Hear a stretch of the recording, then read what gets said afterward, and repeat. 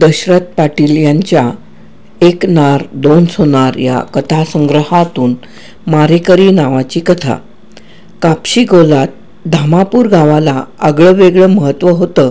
ते काही त्या गावची खासियत, उत्पादन किंवा अशाच काही कारणांनी नव्हे, तर फक्त मुरारी कुंभारामुळे. मुरारी कुंभार म्हणजे एक साधा भोळा माणूस. तो कर्तबगार होईपर्यंत खुद्द कापशीला धामापूर कुठं आहे हे ठाऊक नव्हतं. पण मुरारी करता झाला आणि धामापूरची कीर्ती आपोआप पंचक्रोशीत वाऱ्यासारखी पसरली. करड्याळ, जैनाळ, अर्जुनवाडा, मुगळी या गावांच्या मधोमध धामापूर ऐसपैस वसलं होतं. धामापूरला अनेकांचे पाय लागले ते मुरारी कुंभारामुळेच. मुरारीनं कौलाचा कारखाना सुरू केला आणि अख्ख्या पंचक्रोशीची गैरसोय दूर झाली.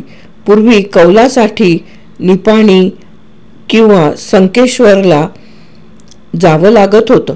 त्यामुळं जेवढ्याची खरेदी तेवढाच प्रवास खर्च असं गणित होत होतं. मुरारीनं प्रवासाचा खर्च वाचवलाच, पण दरसुद्धा योग्य ठेवला. शिवाय एखाद्याची अडचण परिस्थिती बघून उधारीवर सुद्धा धंदा करू लागला. त्यामुळे लोकांच्या मनात मुरारीबद्दल आदर निर्माण झाला. 4 पैसे कनवटीला लागताच मुरारीही उदार झाला. गोरगरीब किंवा अडल्या नडलेल्यांना तो हात उसने पैसे बिनदिक्कत देत होता. त्यामुळं अनेकांनी त्याचा गैरफायदाही घेतला. त्यापैकी पांगीरचा परशा हा एक होता. परशानं 2 वर्षापूर्वी मुरारीकडून 500 रुपये उसने नेले होते. त्यानंतर त्यानं आजतागायत मागं फिरून तोंड देखील दाखवलं नाही. त्याला वाटले रोज हजारांनी व्यवहार करणारा मुरारी 2 वर्षात 500 रुपये विसरून गेला असेल. म्हणून तो आज दुसऱ्यांदा गरज लागली म्हणून बैलगाडी घेऊन धामापूरला मुरारीकडे आला. परशा बऱ्याच दिवसांनी वाकडी वाट केलीस, मुरारी म्हणाला. वाईच गरज पडली म्हणून आलो झालं. तेच तर, गरज पडल्याखेरीज तू येणार नाहीस म्हणून विचारलं. राज, असं कसं म्हणता? खरं तेच, मी कशाला वावगं बोलू? तुम्हाला आपली मस्करी करायची सवयच बघा. परशानं जाणून बुजून विषयांतर केलं. मी आलूया कोणत्या कामासाठी? बोल, काय काम होतं?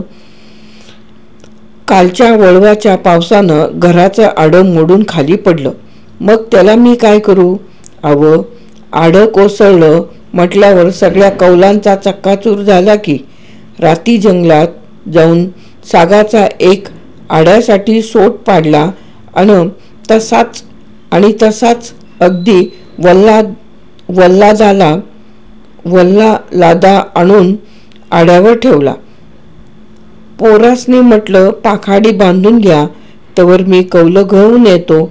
1000 कौलं पाहिजेत. आणि त्या 500 रुपयांचं काय करतोस?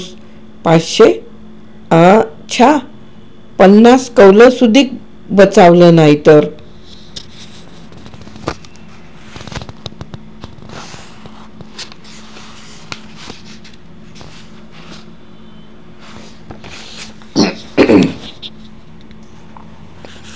परशा, मी कौलाचं नाही तर रुपयांचं बोलतोय. रुपये? 2 वर्ष झाली तू माझ्याकडून 500 रुपये घेऊन गेलायस. आलं ध्यानात, आलं ना ध्यानात. मग तेवढे पैसे घेऊन ये बाबा. इथं मी पहाटचं उठून रातीपातूर कंबर मोडून काम करतो, तेव्हा कसा अगदी काकुळतीला आला होतास. म्हटलं ये प्रसंग सगळ्यासनी हाय, तेव्हा तुला मागितल्याबरोबर पैसे काढून दिलं. त्यावर तू आज तोंड दाखवायला आलास. धनी, भट्टी थंड झाली या, कौलं काढायचीत नवं? परड्यातून धुरपाने विचारलं. व्हय, कौलं काढायला सुरुवात करा. मी बी आलोच. आज कापशीचा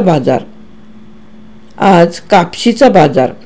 गिऱ्हाईक आलं तर हाताखाली कौल पाहिजेत. मुरारीनं चिलीम भरून झुरका मारला. मी बैलगाडी घेऊन आलोय. परशा, म्हणाला, बैलगाडी घेऊन ये नाहीतर घोडागाडी घेऊन ये, अगोदर 500 रुपये चुकतं कर आणि मग कौलं घेऊन जा कसा. उपकार कराया गेलं तर तुमचा ह्यो असा खुट्टा असतो. मी काय कर्णाचा अवतार आहे, येईल त्याला दानधर्म करीत बसायला. अरे परशा, मी सुदीक तुमच्यासारखाच. यो कौलाचा धंदा आहे म्हणून 4 पैसे हातात खेळतात, घरात ठेवून त्याचं दुप्पट होत नाहीत, म्हणून अडीअडचणीला देतो आणि ते जर तुम्ही परत केलं नाहीसा तर मी व्यवहार कसा चालवावा. एवढं बोलून परशाला तिथंच सोडून मुरारी परड्यात भट्टीवर गेला. दुर्पा हाताखाली कामाची माणसं घेऊन भट्टीतून कौलं बाहेर काढीत होता. मुरारी आल्यावर कामाला जोर लागला. काल परवाच्या सारखाच आजही आकाशात ढगांनी आतापासूनच हुतुतूचा खेळ सुरू केला होता. निसर्गाचा नेम सांगता येत नव्हता. चक्रीवादळ आणि वळवाचा पाऊस यांच्यापुढं मी म्हणणाऱ्यांना हात टेकावं लागतात, म्हणून मुरारी स्वतः भट्टीत उतरून कंबर कसून कौलं काढून देऊ लागला. कामाची माणसं डोक्यावरून कौलांची चवड घेऊन नुरपाच्या हातात देत होती आणि दुर्पा कौलांची माळेवर माळ रचत होती. दुपारपर्यंत अधिकाधिक कौलं भट्टीच्या बाहेर आली. पाठ व मान दुखायला लागल्यानं मुरारी कमरेवर हात ठेवून थोडा वेळ उभा राहिला आणि बघतो तर परशा कामाच्या माणसाबरोबर काम करीत होता. भारी चिकट लेखाचा. मुरारीच्या डोक्यात विचार चमकून गेला, यो आज कौलं घेतल्या बिगार जाणार नाही आणि कौलं घेऊन गेल्यावर तो पुन्हा इकडं येईलच याची शाश्वती नाही. मुरारी भट्टी सोडून बाहेर आला. दुर्पाजवळ जाऊन त्यानं कौलाची रचनी बघून समाधान व्यक्त केलं आणि परशाला हाक मारली, हे बघ, अख्खा दिवस तू इथं रखडलास तरी तुला कौलं मिळणार नाहीत. राज, असं करू नका. परशा पुन्हा काळकुळतीला आला. मग 500 रुपये देऊन टाक. 500 रुपयानं कौलांचा जो काही हिशोब होईल तो मी दिवाळीला चुकता करतो, मग झालं. मग दिवाळीलाच कौलं घेऊन जा. अव बघितलं काय कोण आलंय ते. दुर्पा पुटपुटली. मुरारी मागं वळला. कोण? पंढरी? कवा आलास?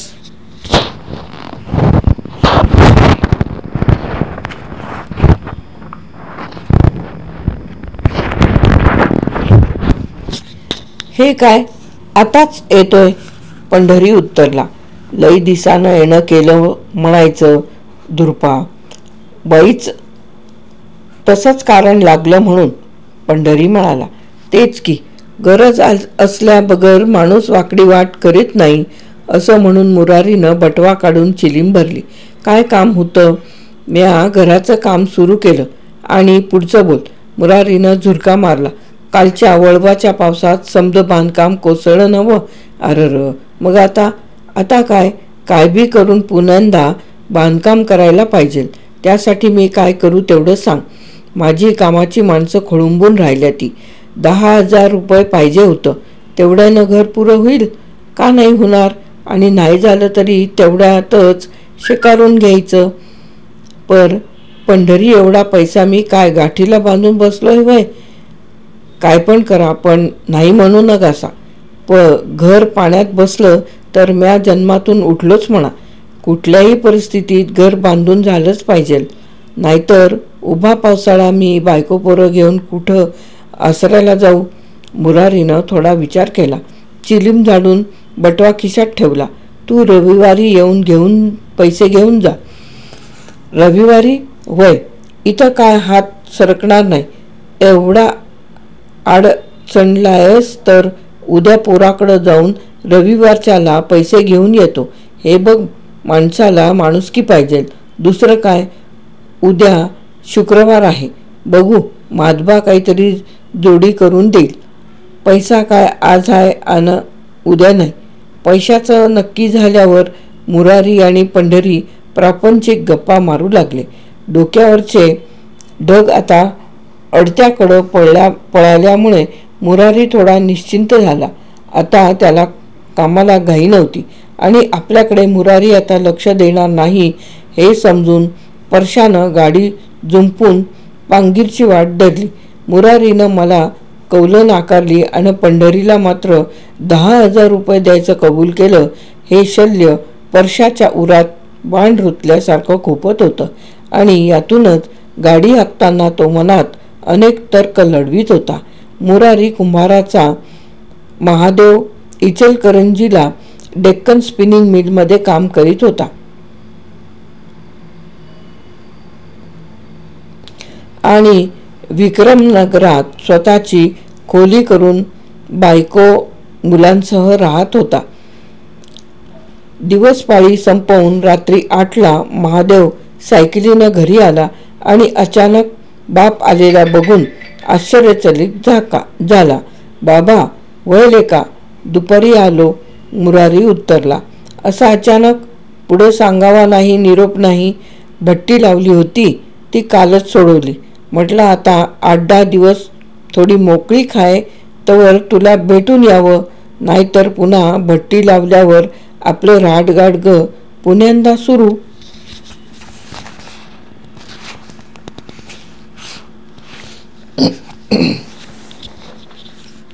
बरं झालं, सवड आहे तर 8-10 दिवस निवांत राहा. छाछा, एवढं दिवस कुठलं राहायला जमल? तर मग रविवारी मला कुठल्याही परिस्थितीत जायलाच पाहिजे. रविवारी? बरं, तोवर तरी निवांत राहा. बऱ्याच दिवसांनी बाप आला. 4 गोष्टी समाधानानं झाल्या याचं महादेवाला कितीतरी बरं वाटलं. मग त्याने कपडे काढले, हातपाय धुतले आणि लुंगी गोंडाळून तो बापासमोर बसला. पुन्हा गावाकडच्या गप्पा गोष्टी सुरू झाल्या. तोवर पार्वतीने चहा आणून दिला. चहा पिऊन होताच सवयीप्रमाणे मुरारीने चिलीम पेटवली. रात्रीचे 9 वाजायला आले होते. महादेवानं पुन्हा कपडे चढवले तशी पार्वती चमकली. आता कुठं निघालासा? बाबा आलाय तर मग मटण घेऊन येतो. ती समधी व्यवस्था मी केली आणि जेवण सुदीक तयार आहे. महादेवानं नजरेनेच बायकोचं कौतुक केलं. अशी बायको असावी. नवरा ड्युटीवर असला आणि गावचा पाहुणा आला तर काय त्याला उपाशी ठेवायचं आहे? पार्वतीने फुशारकी मारली. बरं, तर मग वाढायला सुरुवात कर, मी आलोच. पार्वतीनं आत बाहेर झाडू फिरवून घेतला आणि बसायला घोंगडं अंथरलं. मग कांदा लिंबू कापून त्यांच्या फोडी बशीत ठेवल्या. ताटं मांडून ठेवली. तोवर महादेव आला. त्यानं शर्ट काढून खुंटीला अडकवला. पार्वती, एवढ्यात कुठनं आला असा? येऊ दे कुठनं बी. तू पाण्याचा तांब्यानं 2 ग्लास दे. पार्वती समजायचं ते समजून गेली. घरात मटण मच्छी असली तर महादेव स्वतःपुरती एखादी क्वार्टर घेऊन यायचा. तिनं गुमान तांब्या ग्लास दिले. महादेवने क्वार्टर खोलून 2 ग्लासात दारू ओतली. तसा तिचा उग्र दर्प नाकात शिरला. म्हातारा गुदमरला. माधवा, कशाला हे पिऊन आलास? कशाला हे घेऊन आलास? असू देत, उगा रात्र दिवस मरतोस. कधीतरी शोक म्हणून नव्हे, इसवाटा म्हणून घ्यायला काय हरकत आहे? पार्वतीनं ताटं वाढून तयार केली. तोवर इकडे बापलेकांनी क्वार्टर रिकामी केली. आता मुरारीला थोडी झिंग आली होती. माधवा, काय? मला कुठल्याही परिस्थितीत जायला पाहिजे. रविवारी नवं, मग जा की. पर आणखी काय? जाताना मला 10,000 रुपये पाहिजेत. 10,000? ते कशाला? मी एकाला सबूत दिलाय. कुणाला? पंढरीला. परवाच्या पावसात त्याचं नवं घर कोसळलं आणि बिचारा धावत पळत येऊन हात जोडून काकुळतीला आला. म्हणाला, काय बी करून मला मदत करा, नाहीतर जन्मातनंच उठलो बघा.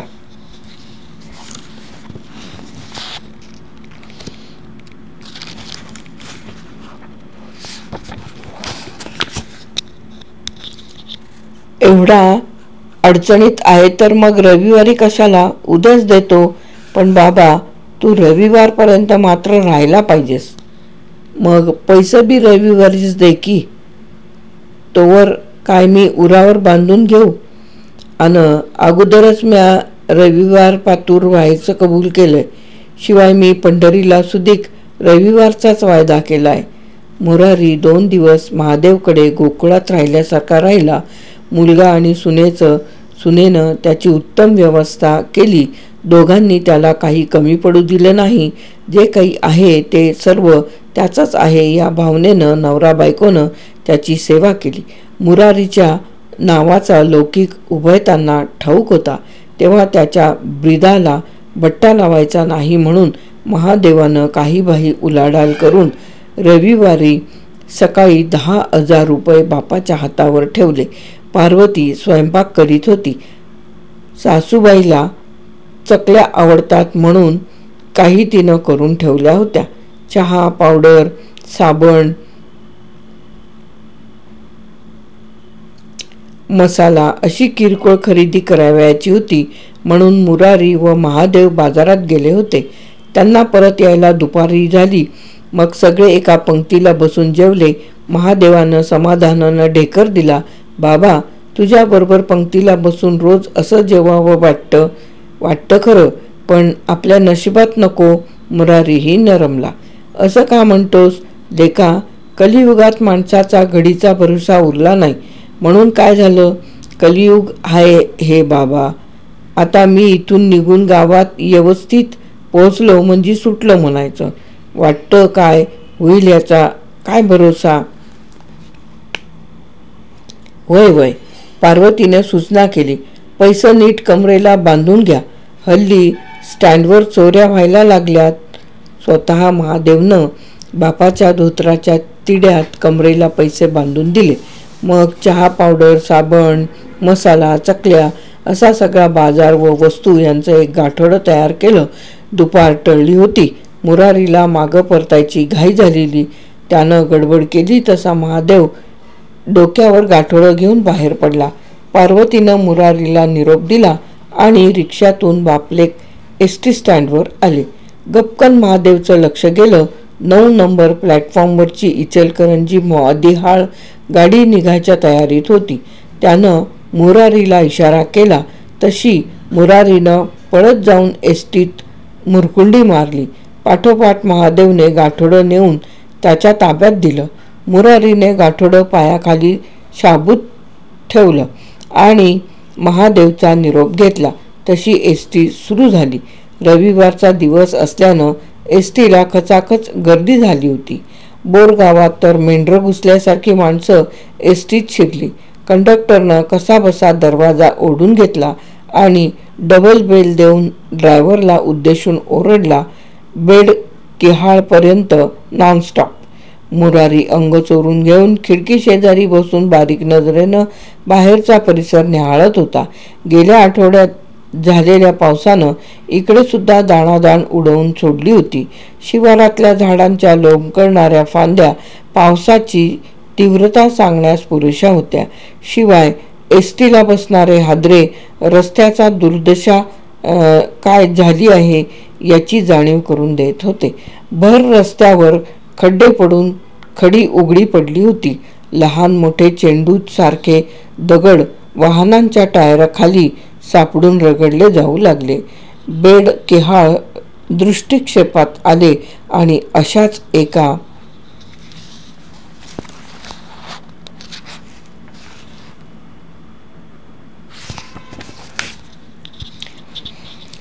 दगडानं एसटीला दगा दिला.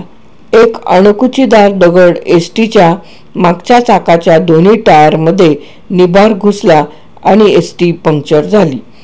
बेडकिहाळच्या माळाला एसटीतले सर्व प्रवासी खाली उतरले. ड्रायव्हर आणि कंडक्टर जॅक लावून एसटीचं चाक बाहेर काढलं.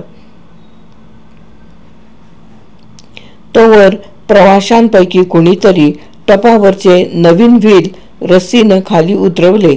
एका दुसऱ्याच्या मदतीनं व्हील बदलून एसटी मादिहाळला नेण्याची सर्वजण खटपट करीत होते आणि मुरारी पैसे परभारी बसून आपले 10,000 रुपये सांभाळत होता.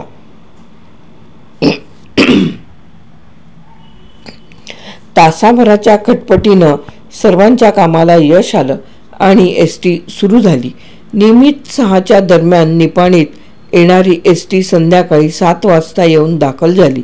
लॉंग रूटची एस टी असल्यानं निपाणीला तिला 15 मिनिटं हॉल्ट होता, पण वस्तीची गाडी असल्यानं अळमटळम करीत ड्रायव्हर कंडक्टरने 7:30 नंतरच एस टी निपाणी बाहेर काढली. धामापूरला जायला मुरारी कुटीटेकाला उतरला तेव्हा रात्रीचे 8 वाजले होते. एस टी निघून गेली आणि मुरारी कुटीटेकाच्या अंधारात धामापूरची वाट शोधू लागला.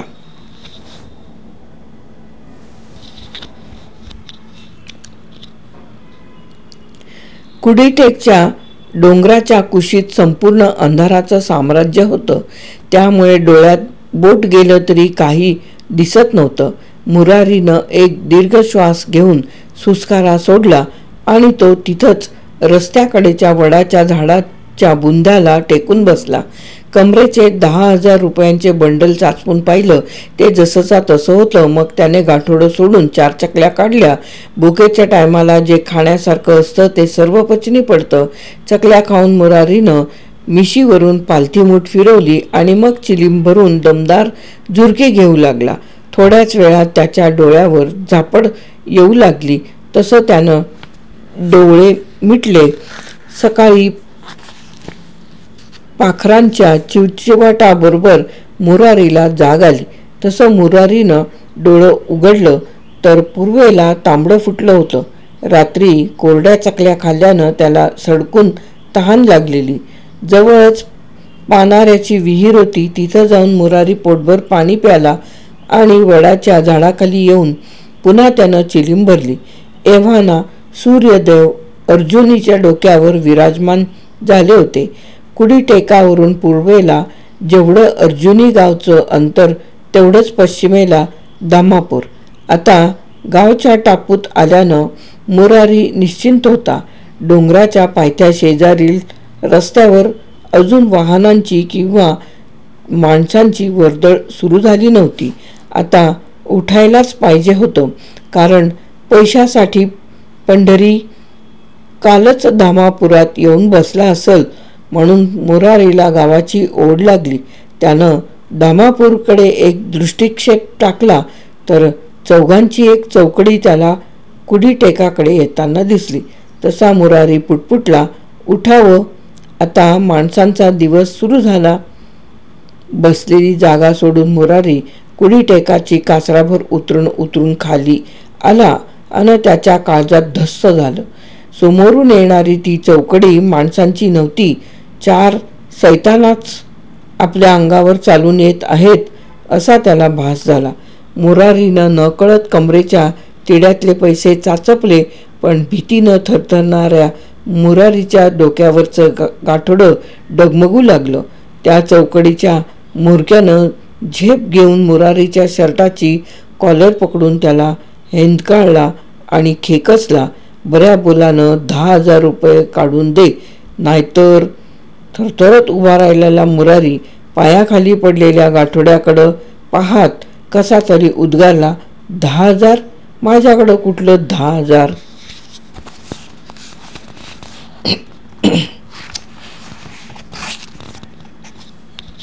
मुरारीच्या शर्टची कॉलर तशीच हातात पकडून मग वळून तो झुटिंग ओरडला, काय रे परशा? लवणात भूमिगत झालेला परशा ओरडला. सरदार, मुरारी खोटे बोलतो, त्याला सोडू नका, त्याच्याकडे 10,000 रुपये हायती. मुरारी चक्रावला. हा परशा कोण? आवाज तरी ओळखीचा आहे. गंजलेलं दार खाडकन उघडावं तसा त्याच्या डोक्यात प्रकाश पडला. हा पांगीरचा परशा, मगा सरदार? मुरारीनं नखशिकांत सरदारला निहाळला, पण ओळख पटली नाही. मुरारी कळवळला, का म्हणून मला गरीबाला छळता? जाऊ द्या मला. गपगुमान 10,000 रुपये काढून दे, नाहीतर तुला ठार करू. तसा सरदार ओरडला, हैऱ्या मैऱ्या, याचं गाठोडं तपासून बघा.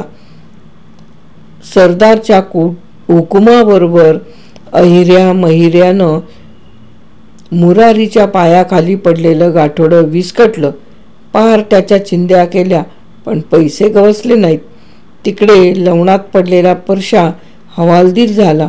पैसे मिळाले नाहीत म्हणून मुरारीला सोडला तर तो नक्कीच पोलिसात तक्रार करील. आणि मग पुन्हा परशा ओरडला, सरदार पैसे मिळो अगर न मिळो पर मुरारीला जिता सोडू न कसा, नाहीतर आपल्या सगळ्यासनी कळंब्याची हवा खावी लागल.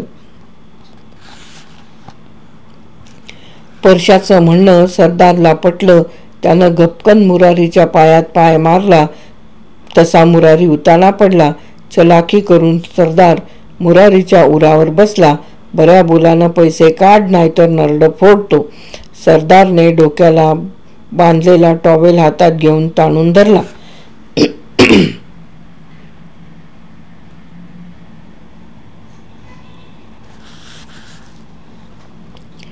मेंदूला ताण देऊन मुरारीनं विचार पक्का केला आणि निक्षून सांगितलं, माझ्याकडे फुटकी कवडी सुधीक नाही. तसा सरदारनं टॉवेलचा तिढा मुरारीच्या नरड्याला लावून गाठ मारली. आपला शेवट जवळ आला असं वाटून मुरारीनं डोळ्यांत जीव आणला आणि तो काहीतरी बोलण्याचा प्रयत्न करीत होता. पण क्षणाक्षणाला गाठ आवळी जाऊ लागली. खुनी सरदारच्या दाढीमिशा सिंहाच्या आयासारख्या फुलल्या. मृत्यू काही क्षणावर येऊन ठेपला असतानाही मुरारी ही उत्सुकता संपली नव्हती. डोळ्यांत प्राण एकवटून उरावरच्या माणसाचा चेहरा न्हाळीत होता. आपला हा मारेकरी कोण? सरदारनं फास पुरा आवळला, पण मुरारीनं डोळे मिटले नाहीत. त्याच्या डोळ्याच्या बुबुळात सरदारची छबी व्यापून राहिली. मुरारीचा श्वासोश्वास बंद होताच हातापायाची धडपड सुरू झाली. अहिऱ्या महिऱ्यानं परशाला हाक मारली, बडव्या, खोटी खबर दिलीस, आता 10,000 रुपये लाव, नाहीतर तू सुधीक मरायला तयार हो. मुरारीची केविलवाणी धडपड शांत होताच सरदार एखाद्या विजयी वीरासारखा छाती फुगवून उभा राहिला. तसा परशा लवणातून धडपडत वर आला. मुरारीच्या गाठोड्याच्या चिंध्या अस्ताव्यस्त पडल्या होत्या. त्यातील वस्तूंचा अहिऱ्या महिऱ्यानं चक्काचूर केलेला. मुरारीच्या पार्थिवाजवळ जायचं परशाला धाडस झालं नाही. सरदार, या माणसाची झडती घ्या. परशा उकमी आवाजात म्हणाला, 10,000 रुपये मिळालं नाहीत तर मी माझं शिर कापून तुमच्या हातात ठेवीन. सरदारनं अहिऱ्या महिऱ्याला नुसता इशारा केला. तसे ते 2 सैतान पडल्यावर गिधाडांनी त्याचा कब्जा घ्यावा तद्वत मुरारीच्या मढ्यावर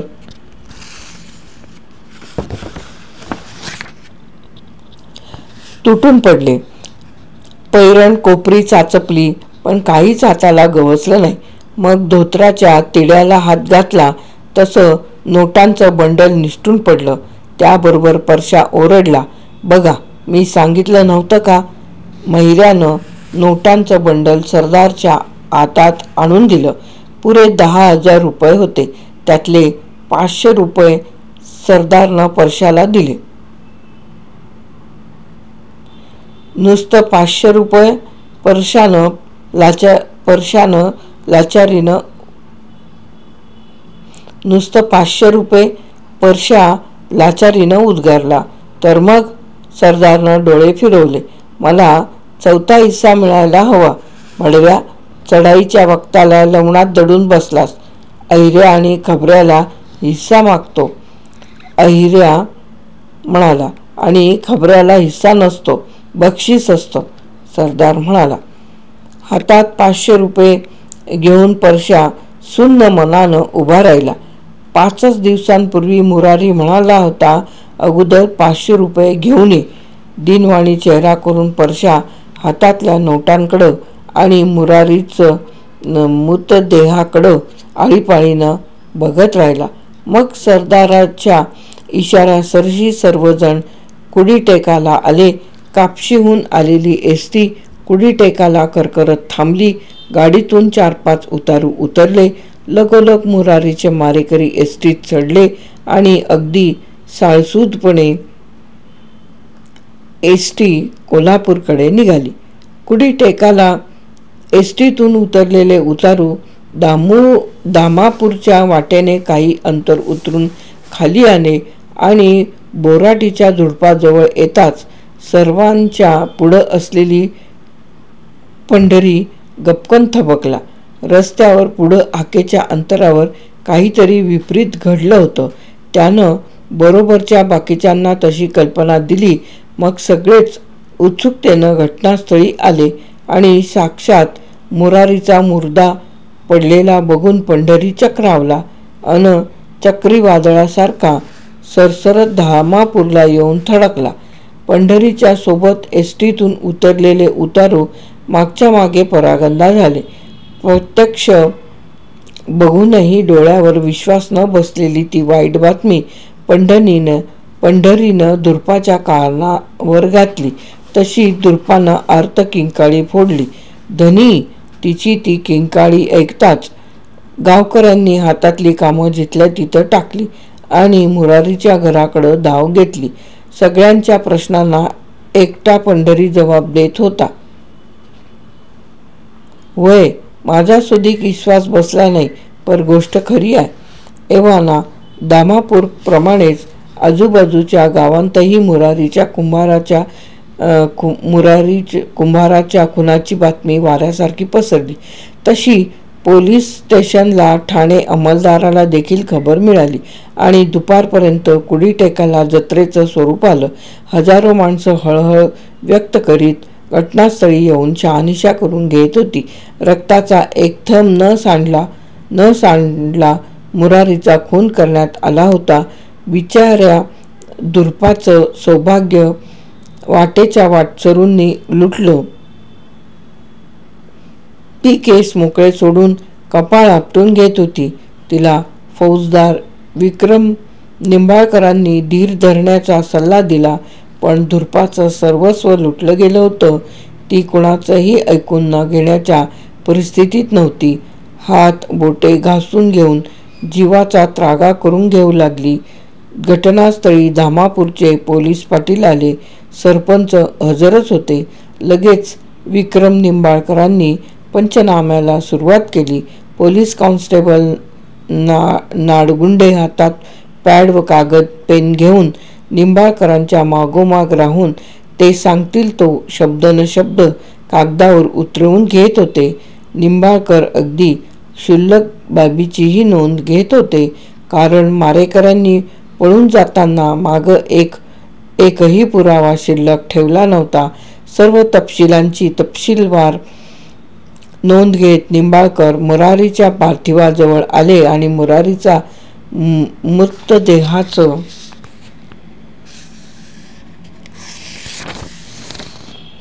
बारकाईनं निरीक्षण करून नाडगुंडेंना प्रेताचं वर्णन सांगू लागले आणि एकाकी थबकले. कितीतरी वेळपर्यंत निंबाळकर मुरारीच्या डोळ्यात खोलवर काहीतरी पाहत होते, जे त्यांना प्रत्यक्ष घटनास्थळी किंवा पार्थिवाच्या निरीक्षणावरून गवसलं नव्हतं.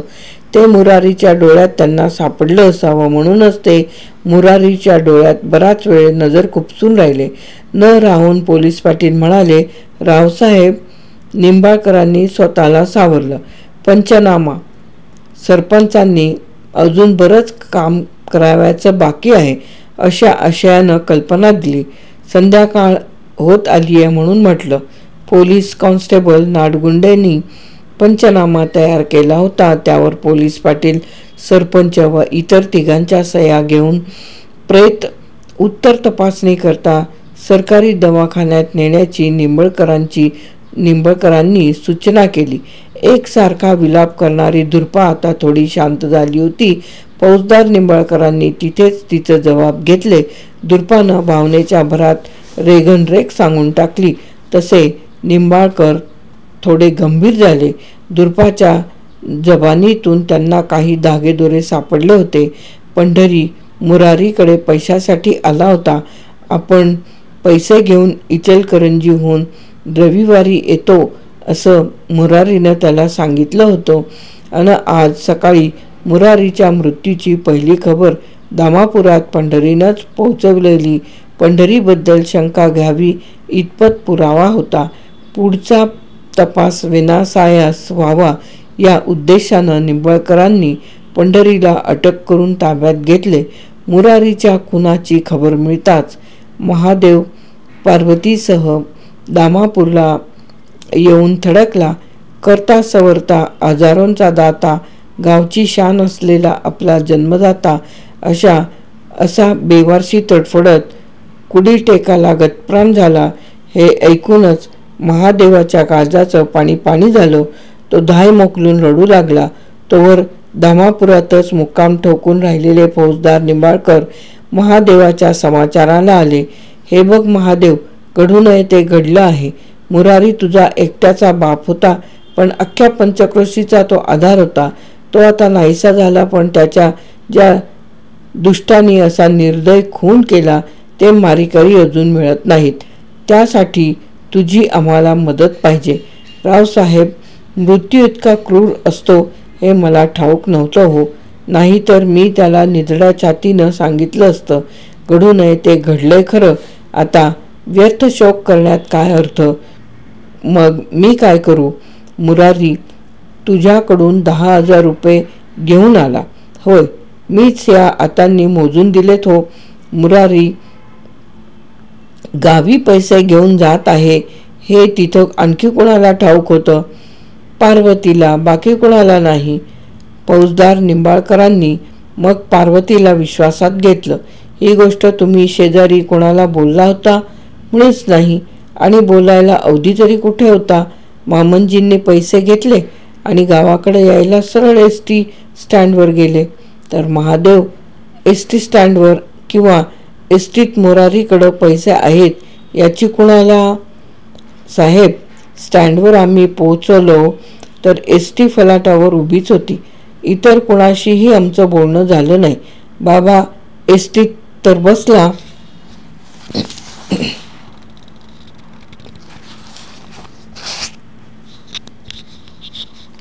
आणि लगेच गाडी सुटली सुद्धा.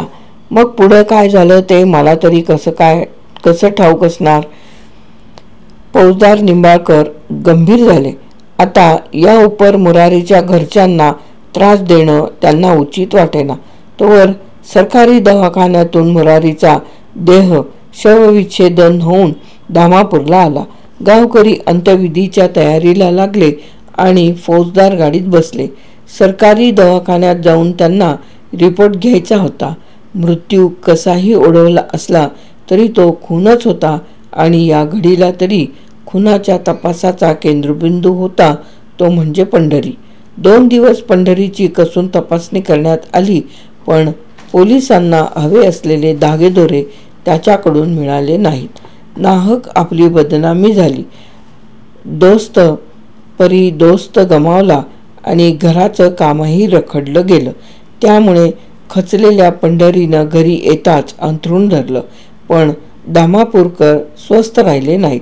त्यांनी पोलीस स्टेशनवर मोर्चा नेऊन मुरारीचे मारेकरी सापडले नाहीत याबद्दल निषेध व्यक्त केला आणि मुरारीच्या मारेकऱ्यांना तत्काळ अटक करा अशा घोषणा देत पोलीस स्टेशनसमोर ठिय्या दिला. त्याबरोबर वरिष्ठ अधिकाऱ्यांनी येऊन गावकऱ्यांची समजूत घातली आणि मुरारीच्या मारेकऱ्यांच्या तपासाची सूत्रे स्वतः आपल्या हाती घेतली. गावकऱ्यांचे समाधान झाले. हतबल झालेल्या निंबाळकरांनी तपासाच्या कामी हाती आलेली उपयुक्त माहिती वरिष्ठांनी दिली आणि स्वतःला एका खोलीत बंद करून घेतले. असं पहिलंच प्रकरण होतं की फौजदार विक्रम निंबाळकर यांच्या कारकिर्दीला कलंक लावणारं. त्यामुळे निंबाळकर अत्यंत हवालदिल झाले.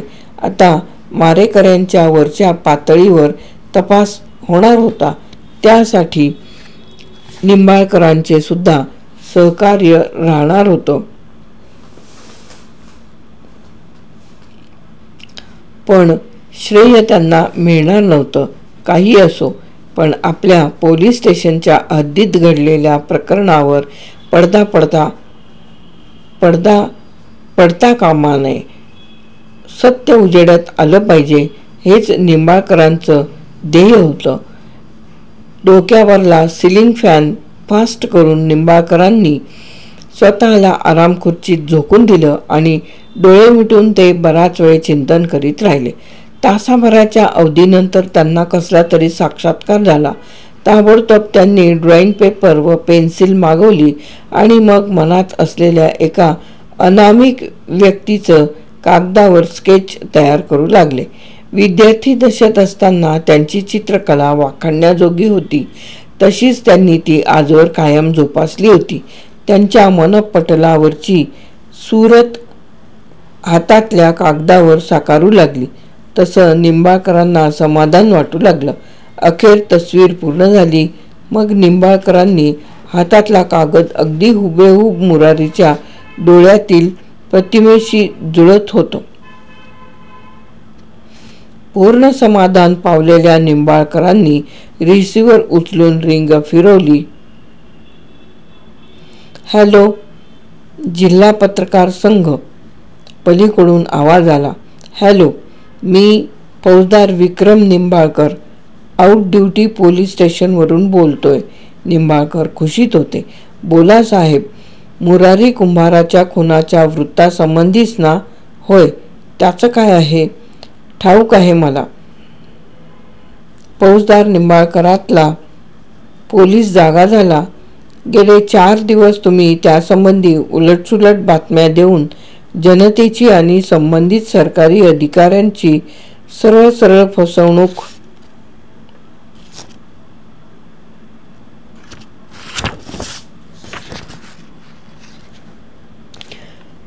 करीत आहात. असं कसं म्हणता येईल? जी बातमी मिळते ती आम्ही छापतो. पंढरीची संपूर्ण चौकशी करूनच मी त्याला जामिनावर मुक्त केलं. निर्दोष सोडलेलं नव्हतं. नंतर वरिष्ठांना वाटलं पंढरी हा संपूर्ण प्रकरणाशी संबंधित असावा, म्हणून त्याला त्यांनी पुन्हा अटक केली. अजून तपास चालू आहे. जोवर ठोस पुरावा सापडत नाही तोवर तुम्ही वृत्त छापून मोकळे होता.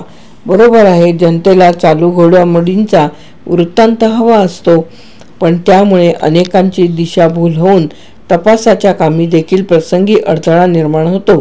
त्याचं काय? वृत्तपत्राची सुद्धा काही नैतिक जबाबदारी आहे की नाही? उत्साहाच्या भरात सविस्तर वृत्तांत असे बाय मिस्टेक कधीतरी होत असतात, याची आम्हाला कल्पना आहे. बरं, सध्या तपासाचं काम कुठवर आलं आहे?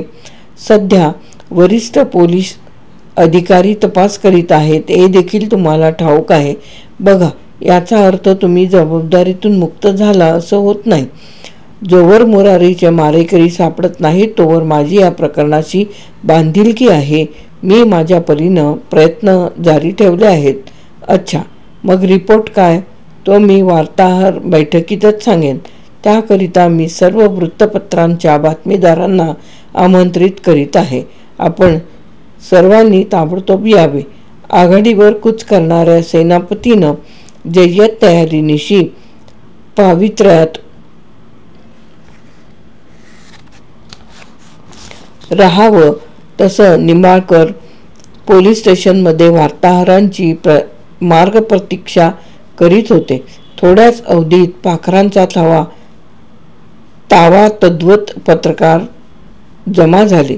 मुरारीच्या खुनाच्या संदर्भात सुरुवातीला थोडं निवेदन करून फौजदार विक्रम निंबाळकरांनी संशयित मारेकऱ्याचे स्वतःच्या हाताने रेखाटलेले चित्र पत्रकारांना सादर केले.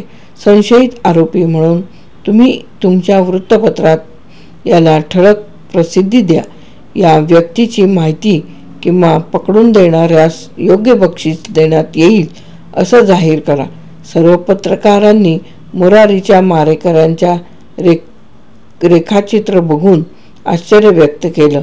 पैकी एकानं आपली शंका बोलून दाखवली. साहेब, हा तर सरदारजी. होय, सरदारजीच. हे त्याचं वेषांतर असावं. वेषांतर असेल तर बेमालूम आहे. मग या चित्रावरून मूळ व्यक्तीचा शोध लावणं सर्वसामान्यांना कसं शक्य होईल? दुसरा पत्रकार म्हणाला. महाशय, पाणी कितीही खोल असलं तरी इवलासा दगडही त्यावर वलय निर्माण करू शकतो. तुम्ही फक्त एवढं पिल्लू सोडून द्या आणि मग दुसऱ्या दिवशी म्हैसूर महाराष्ट्र सीमा प्रदेशातील सर्व वृत्तपत्रांच्या पहिल्या पानावर मुरारीच्या संशयित मारेकऱ्याच्या रेखाचित्राला ठळक प्रसिद्धी मिळाली. त्याखाली फौजदार विक्रम निंबाळकर यांनी दिलेला मजकूरही छापण्यात आला होता. चालू आठवड्यात मुरारीचा खून ही एकच बातमी वृत्तपत्रांना हवा तसा मजकूर पुरवित होती. सकाळी प्रेसमधून वृत्तपत्रांच्या प्रती बाहेर पडल्या तसा मराठी आणि कानडी भाविकांत एकच चर्चेचा विषय सुरू झाला. सरदारजी मुरारीचा मारेकरी. सर्वांच्या नजरा त्या सरदारजीचा शोध घेऊ लागल्या.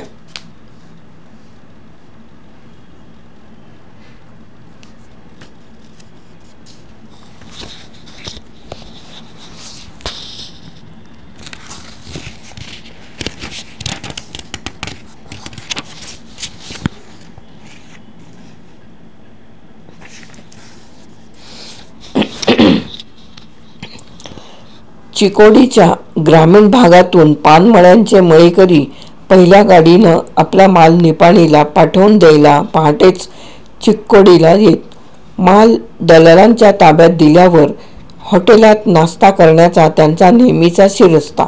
त्याप्रमाणे हिरेकुडीचा दुंडाप्पा पानारी हॉटेलात भजी पावावर ताव मारित होता. त्याच्या शेजारी बसलेला एक युवक वृत्तपत्रातल्या त्या सरदारजीच्या फोटोवर नजर खिळवून होता. दुंडाप्पाला रावलं नाही. त्यानं सहज चौकशी केली तसा तो युवक म्हणाला, तिकडं महाराष्ट्रात कुणाचा तरी मुर्दा पडलाय, त्याचा ह्यो मारेकरी हाय. अशा बडव्यासनी सरळ सरळ फासावर चढवायला पाहिजे. दुंडाप्पा म्हणाला. गवसल्यावर आता तो खून करून फरारी आहे म्हणून त्याला पकडून देणाऱ्या सरकारनं बक्षीस जाहीर केलं. केवढ्याचं आहे आकडा जाहीर केला नाही. मग असेल 500 रुपयांचं. सरकारची इज्जत काढतोस काय? तर मग सरकारी बक्षीस आहे ते 5,000 नाही तर 5 लाखाचं सुद्धा. स्वतःच्या खिशात 5 लाख रुपये असल्याच्या तोऱ्यात दुंडाप्पा उठला आणि काउंटरवर बिल देऊन मिशीला पीळ भरीत हॉटेलातून बाहेर पडला. आणि मग आपल्या तंद्रीत तो हिरेकुडीच्या वाटेने चालू लागला. अर्ध्या तासाच्या वाटचालीनंतर दुंडाप्पा एका पांदीत शिरला आणि गपकन थबकला. समोरची व्यक्ती आणि सकाळच्या पेपरातला फोटो अगदीच मिळता जुळता होता. नक्कीच तो सरदारजी होता. दुंडाप्पाने शक्कल लढविली आणि आपण त्याला पाहिलंच नाही असा भासवून तो पांदीतून बाहेर पडला. आता तो सरदारजीवर पाळत ठेवून राहिला. गटकाभर झालं असेल आणि रस्त्यावर आलेला मोर माणसाची चाहूल लागताच डोळ्यांचं पातं लवतं न लवतं तोच जंगलात शिरावा. तद्वत सरदारजी पांदीतून निघून शेजारच्या मळ्यात गडप झाला तशी दुंडाप्पाची शंका अधिकच बळावली. तो तिथेच दाट टोकरत थांबून राहिला.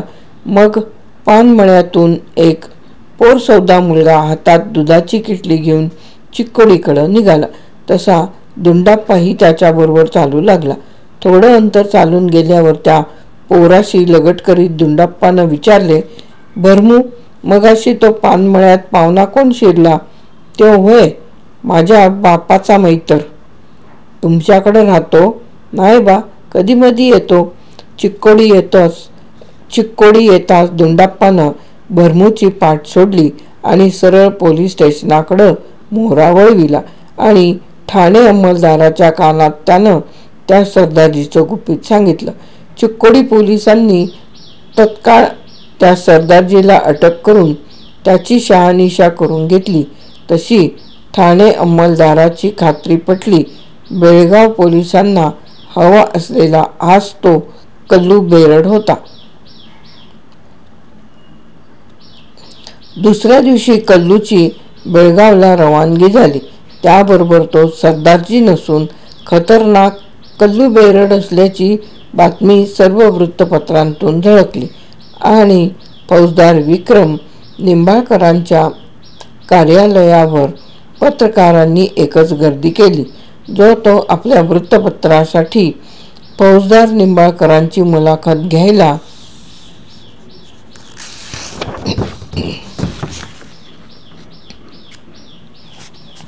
धडपडत होता. पण निंबाळकरांना अजून स्वस्थता लाभली नव्हती. त्यांच्या मते अजून मुरारीच्या खुनाचा तपास पूर्ण झाला नव्हता. तरी पण गेली 5 वर्ष म्हैसूर महाराष्ट्र पोलिसांना हवा असलेला कल्लू बेरड फौजदार विक्रम निंबाळकरांमुळेच गिरफ्तार झाला होता. म्हणून बातमीदारांनी निंबाळकरांना एकच कॉमन प्रश्न विचारला, मुरारीचा मारेकरी सरदारजीच होता हे तुम्हाला कसं समजलं? त्याचं काय आहे? निंबाळकरांनी थोडक्यात सांगितलं. पंचनामाच्या वेळी मुरारीच्या मृतदेहाची मी अगदी बारकाईनं पाहणी केली. तेव्हा त्याच्या डोळ्याच्या बुबुळात मला सरदारजीची प्रतिमा दिसली. ज्यावेळी मुरारीचा प्राण गेला त्यावेळी त्याच्या डोळ्यासमोर जे दृश्य स्वरूपात होतं त्याची ती प्रतिमा. फोनची बेल वाजली म्हणून निंबाळकरांनी रिसिव्हर उचलला. हॅलो, मी फौजदार विक्रम निंबाळकर बोलतोय. फोनवरून पलीकडून बेळगावहून वरिष्ठ पोलीस अधिकारी बोलत होते. कल्लू बेरडाने मुरारीचा खून केल्याची कबुली दिली आहे. त्याला हे कृत्य करण्यास पांगीरच्या परशानं भरीला घातले आहे असं त्याचं म्हणणं आहे. तरी ह्या प्रकरणाशी पंढरीचा काहीही संबंध नाही. तुम्ही पंढरीची पोलीस कस्टडीतून मुक्तता करून पांगीरच्या परशाला ताबडतोब गिरफ्तार करा. वार्ताहरांना बसल्या जागी हवं असलेलं वृत्त सविस्तर मिळू लागलं. म्हणून त्यांनी कान टवकारले. फौजदार निंबाळकरांनी पंढरीची पोलीस कस्टडीतून मुक्तता केली. मनानं खचलेला पंढरी खाली मान घालून बाहेर आला आणि त्याच अवस्थेत उभा राहिला. तसे निंबाळकर त्याला उद्देशून म्हणाले, थांबलास का? निघ आता. काय पोलीस स्टेशनची हवा? नाही साहेब, मी पूर्ण निर्दोष होतो याची फक्त मलाच खात्री होती. तरी माझ्या नशिबी नको ते भोग आले. आता फक्त मला मुरारीच्या मारेकऱ्याचं नाव कळू द्या, कल्लू बेरड. पण पांगीरच्या परशाचाही त्यात हात असावा असा संशय आहे. म्हणून त्याच्या अटकेची मी तयारी करीत आहे. पांगीरचा परशा? पंढरीच्या डोक्यात लख्खकन प्रकाश पडला. साहेब, मुरारीनं माझ्यासाठी इचलकरंजीहून 10,000 रुपये घेऊन येतो असं सांगितलं ना, तेव्हा पांगीरचा परशा तिथं होता. मग तू हे अगोदर का नाही सांगितलंस? मुरारीचा मारेकरी म्हणून तुम्ही मला अटक केली त्यामुळे मीच गांगरून गेलो होतो. पण खरंच सांगतो साहेब, यात माझा काहीच दोष नाही. खरंच त्या वक्ताला तिथं परशा हजर होता.